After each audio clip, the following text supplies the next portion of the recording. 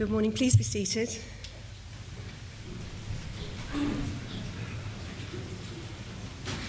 My lords, ladies and gentlemen, as chairman of the board of the directors of UKLPG, it is my privilege and honour to welcome Her Royal Highness, the Princess Royal.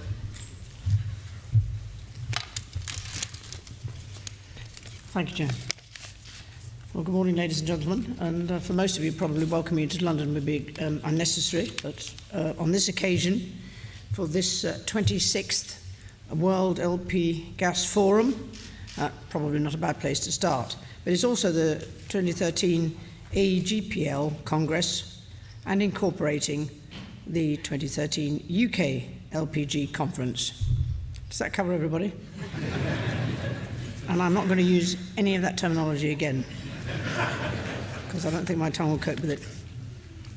But this is only the second time in history that the World LP Gas Association and the European LP Gas Association have actually combined their conferences. So I hope that that is good news, that you can all come together. I suspect it covers, the same people cover most of those conferences, but it does bring more people under one roof than at any other previous LP gas event. I hope that means that the conference will have more debate, more speeches, more at the exhibition to look at. But it should offer, and I think it probably does, a unique opportunity for the sector to come together, not only to network and do business, but to see the latest innovations and technologies and discuss how the gas industry is adapting to changing energy and environmental priorities in both the developed and developing world.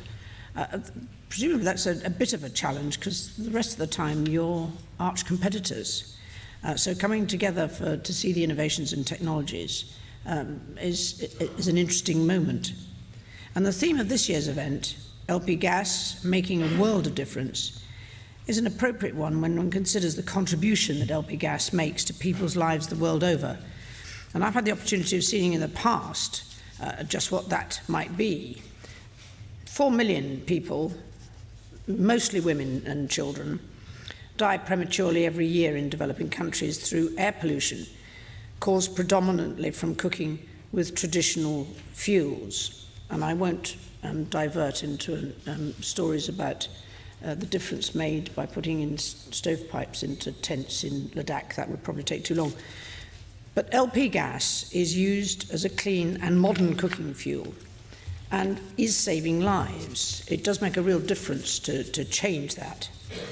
But it does have the potential to save many more through reducing the indoor air pollution, as well as relieving the burden on people, mainly women and children, who would otherwise need to gather firewood, and of course also reduces the impact on trees and deforestation as a result of that.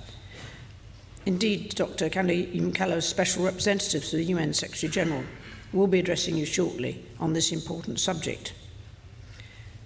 Closer to home, LP gas's unique properties as a portable energy allows those living beyond the gas mains to enjoy the benefits of a gas-heated home whilst burning low-carbon fuel. Now, you know that very well, because that's what drives your business, but it's where that is most appropriately used. Logistics is part of the bigger question mark of how you reach your customers.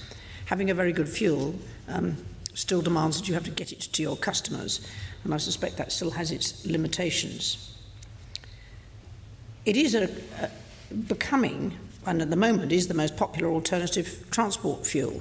So logistics and transport are very much in your calculations. It already powers millions of vehicles across the globe, and that diversifies energy supplies and reduces carbon and air pollution. And I've driven some of those vehicles, and I've met some of those companies who use it on a regular basis, and I know they're very pleased with it as a fuel, and the difference it makes to their bottom lines, and looking forward to a future where it is a truly sustainable alternative.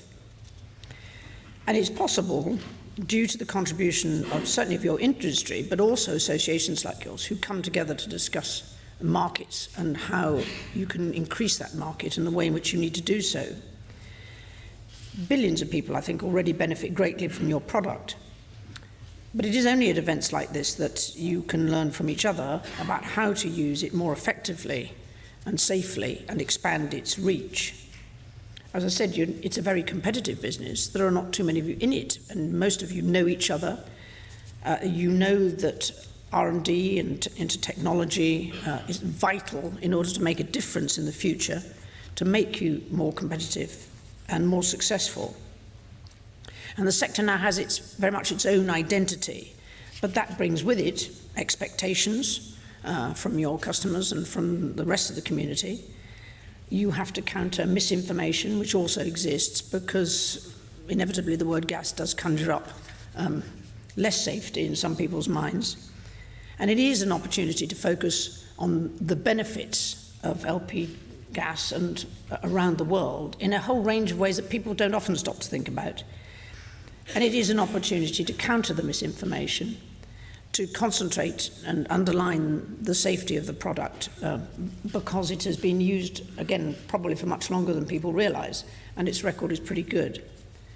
But it's also an opportunity to underline that there are no shortcuts in your industry, because that does undermine the sector and your ability to grow that sector in the future.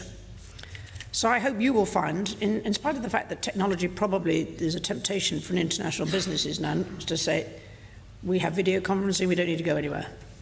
But there are some advantages in coming together for conferences like this.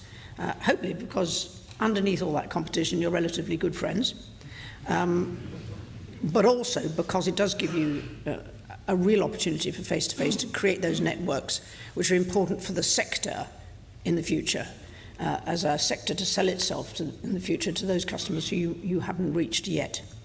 So it's my pleasure to formally open the 26th World LP Gas Forum and wish you all a very productive and fruitful conference. Yeah, I hope you'll have an enjoyable time in London too. But I suspect that the fruits of this particular conference will be when you return to your businesses and your countries, to be, I hope, encouraged by this conference in the strength of the sector and its future and the way in which you need to proceed in order to make that even more successful.